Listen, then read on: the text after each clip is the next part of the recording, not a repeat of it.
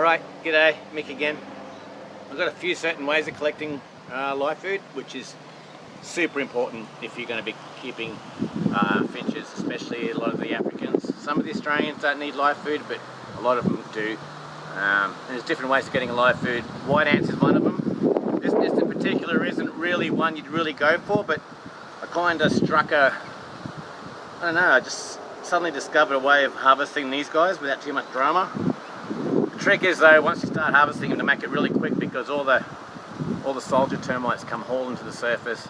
The finches will still eat them, but then they'll pick past them and pick up the worker termites, which is a lot more plump and succulent, you know. So I've just had a little chip at the way at the corner here, because it did rain yesterday, and rain's good. The termites come up and repair and use that moisture to add to the nest, because this is basically like an air vent. Most of the nest is under the ground, so the best time to harvest these guys is really early morning, like sunrise to about before it starts getting hot. And if you're going to collect nests, I'd do it then, because if you pull up in the middle of the day and knock a nest over and think you're going to have termites, you might get home and find there's nothing in it, basically. Well, there might be a handful. Whereas if you knock that nest over in the early morning, chock-a-block, and it'll last you, a good nest will last you a couple of months if it's a good sized nest. Particularly the arboreal ones, the black nests. But anyway, so I'm just going to have a quick hack. What I do is, I come prepared. I'm lucky enough to have these anthills on my block. This is actually on my sister's block. She's next door. She's the one behind the camera right now. And I've got one of my own over there, but it's a little bit further than this one. So what I do is I just chip away at it, and I look for the areas where they've recently repaired it, so I know that there's termites there. Well, I hope there's termites there. I chip away at them. I just get what I need, and then before all the soldier termites show up, and then I wet an old t-shirt with this, and that sort of I don't know, sort of, if they forgive me a little bit after that, I can come back the next morning and it's all repaired, because I've given them some moisture and some cover, and because the black ants come in and have a hit, so they've got to repair that nest as soon as possible. So anyway, give me a second, I'll do this.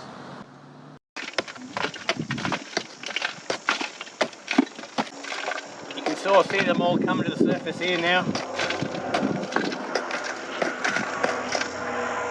I've got more than I need. I just did a few more strokes for the sake of everyone watching, but that's good. In the breeding season, I'd probably keep going. You want to stock up as much as you can, but there's a couple of birds now that are still there's some birds that are still colouring up, ready for the breeding season. Some have got chicks, but I've been feeding mealworms. Mealworms are good, you know. People say, oh, if you've got small wax bills, chop them up, and that's rubbish. I've seen them eat them in different ways. They'll squeeze them, they'll squeeze all the juice out, they'll even eat them whole. Just no one chops up their dinner in the wild, so there's no point treating your birds like they're disabled. Alright, that's more than enough, I'm happy with that. So what I do now is I get my shirt, the sacrificial shirt, and where I've really upset them all, do this, give them some water.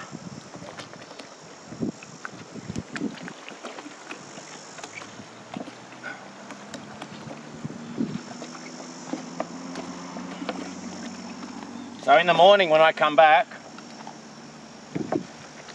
it's going to be a beautiful thing. Where I've just done all this, it'll all be fresh repairs, and it'll be chock-a-block with all the worker termites right near the surface. So in the early morning, and just a few scrapes, and you'll get more than enough for a good size, collection of birds. And then before all the soldier termites show up, but even then, like I said, they'll still eat them, but they prefer the workers, and that's good enough. I'm happy with that. And in the morning, it'll be ready for another hit. Righto. And here's a pair of blue caps. Blue caps are renowned for having a really high requirement with white ants. They'll take live foods like crickets and mealworms and all that, but at the end of the day, I've been told you're wasting your time if they don't get a constant supply of white ants, and I found that to be the case. So I've actually managed to breed them, bred a couple of young ones. They're over in the next aviary now. I've rung them and they've moved on, and the pair now is sitting again. I just give them reminders that there's still plenty of live food around, so they just get a little bit.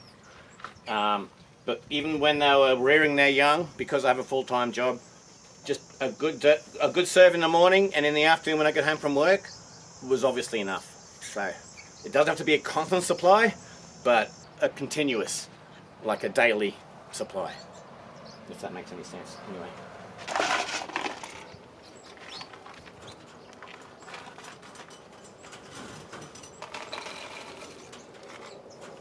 Now a lot of people like to, put the mound through a sifter and just separate all the termites from all that, but at the end of the day I don't bother. I just throw it all in there. A lot of the termites come to the surface anyway when they're crawling all over the bits of the mound. The finches are quite happy to feel around anyway and pick out the termites as they're moving around. And then at the end of the day I just tip that on the ground, crush it, and just keep going. I do need to do a bit of I need to get in the with a wheelbarrow and a shovel and pick up a lot of the termite mound, but it sort of adds a bit of character anyway, it's no big deal. As long as it doesn't bother the birds, it doesn't bother me. Yeah, you'll see a little bit of get out of my way when they're feeding. But otherwise everyone just tries to get as many as they can in their belly as they can.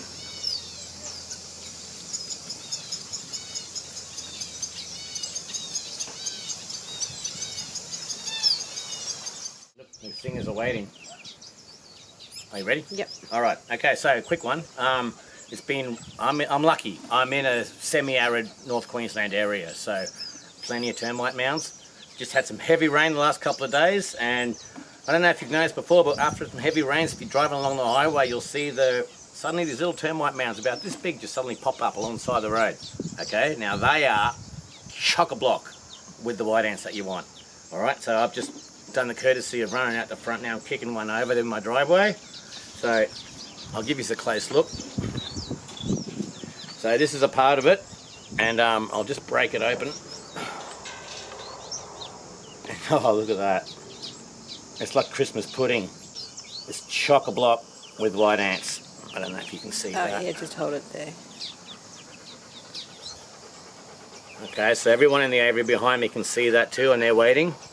So, and these are the termites you really, at the end of the day, want. They're juicy, they're small, they've got no pincers. These are the grassies, I call them. So they basically feed on grass, and they're out in the middle of nowhere, and all that's around them is long grass. So chock-a-block. I've already got the jungle fowl around my feet because they know what's going on, so I'm going to put some in this dish here. And what I do is generally just crumble it into a dish, give it a bit of a shake.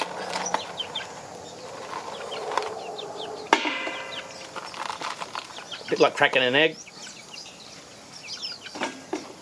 So that's chock-a-block, plenty of white ants. So I'm imagining the first ones to come down here will be the singers, the green singers, because they're thinking about going in there. Probably the St. Helena's, the blue caps.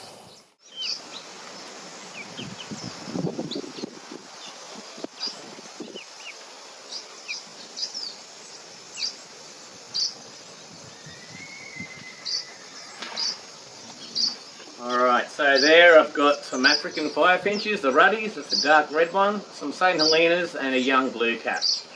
And yeah, here they come. That's an adult male. Blue cap, starfinch. At the end of the day, everybody loves white ants. So they're going to crowd around that. And shortly I'll be going over and putting some more in the other dish to spread the love. Yeah, you'll see a little bit of get out of my way when they're feeding. But otherwise everyone just tries to get as many as they can in their belly as they can.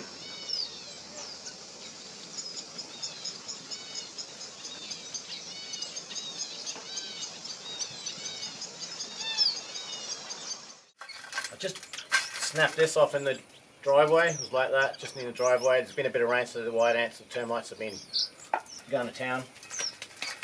These are like Christmas pudding this time of the year when they're just fresh, and the quail are already onto it. So I just break it up and give it a tap.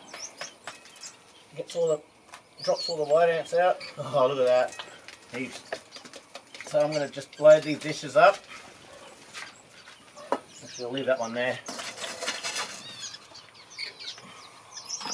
And I'll try and get a couple of dishes going because there's bullies. So some people try and take over the food dish. So you've got to spread the love. You don't want anyone to miss out. So I put one over here, one there, or over there. And then I just break it up around the place. There'll be white ants everywhere, and they should be watching me right now thinking it's time. Alright, hopefully they put on a show.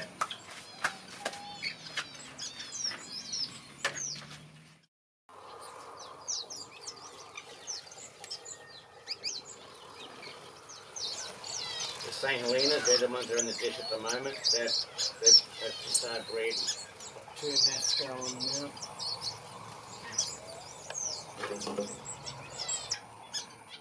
Oi, film that. That's a starfinch putting ants on itself. See it? Where? Right there in front with the white leg ring. It's putting ants on itself. Stirring up the black ants and putting them on itself. They do that. Oh. Well, that was the starfinch doing what I was telling you about, where they grab the black ants and rub them on themselves. Gets rid of the mites and whatever, apparently.